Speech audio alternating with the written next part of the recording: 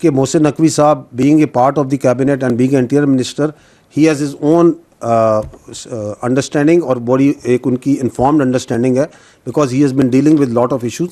उनका ये एक पर्सनल ओपिनियन है जिसकी उन्होंने राय दी है and he has a right to give his own opinion in the way that he feels appropriate. But we are, our standpoint is absolutely clear, and it's not today, it is yesterday, it was day before yesterday, and we have been saying it from here in this podium again and again, that the stability and security is rested upon good governance and administration, and there is no way out of it. And governance and administration, good governance administration is not a standstill process. It needs to be improvised every day basis, क्योंकि आपकी environment change होती है, आपकी जो basic चीज़ें हैं जिनके ऊपर गवर्नेंस रेस्ट करती है वो भी चेंज होती रहती है। मसलन आबादी है, चेंज हो रही है, आपकी एनवायरनमेंट चेंज हो रही है, आपकी लोगों की टेक्नोलॉजी चेंज हो रही है, आपकी लोगों की रिक्वायरमेंट चेंज हो रही है।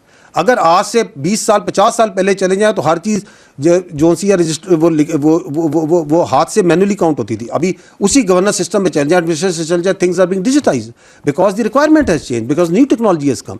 तो governance is not a stagnant process.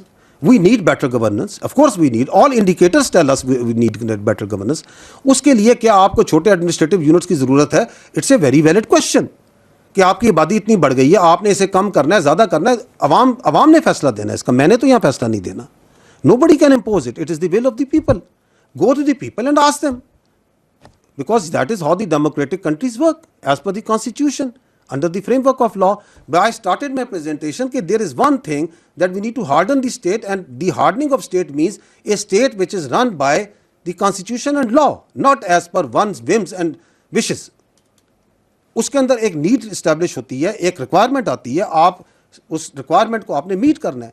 If we see if the supply and demand का असूल बदल जाए, yes there is a huge demand for good governance, for good administration. आपको भी होगी राणा साहब, are you satisfied with the governance? नहीं है तो then that is a need, it's a collective need of the people of Pakistan. If someone has said that he also from a position, from a pedestal which is higher, then I say it is his personal experience and opinion। उन्होंने कहा है कि there is a need for good governance administration. उसके कई उसको meet करने की ज़रूरत है, क्योंकि अगर हम नहीं करेंगे तो हर चीज़ का इलाज ये तो नहीं कि आपकी जो ग्रीवांसेज हैं which come out from a socio economic problem, socio political problem से ग्रीवांसेज आती हैं, उसके अगेंस्ट हर ग्रीवांस को मिलिटेंट तरीके से उसके आगे फौज और पुलिस को खड़ा कर दें कि हर मसले का हल आपने करना है। उससे पहले there are so many things that can be done because that grievance, that issue turns into violence. जब वायलेंस हो जाता है फिर तो आपकी पुलिस ही सामने आ जाती है ना।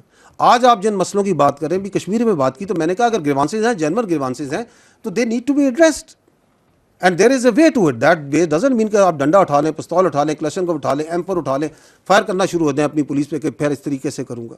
इफ़ यू डू दैट तो फिर तो आपको पुलिस ही लानी पड़ेगी।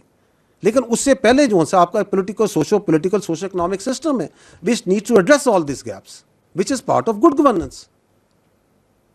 So I don't think there is any difference of opinion between anyone in this room or this country जो कि गुड गवर्नेंस एडमिनिस्ट्रेशन के लिए बेहतर मॉडल के लिए बात करने को तैयार ना और करनी चाहिए। लेट्स फाइंड इट और विल ऑफ द पीपल के मुताबिक इसको रिजॉल्व कर ले।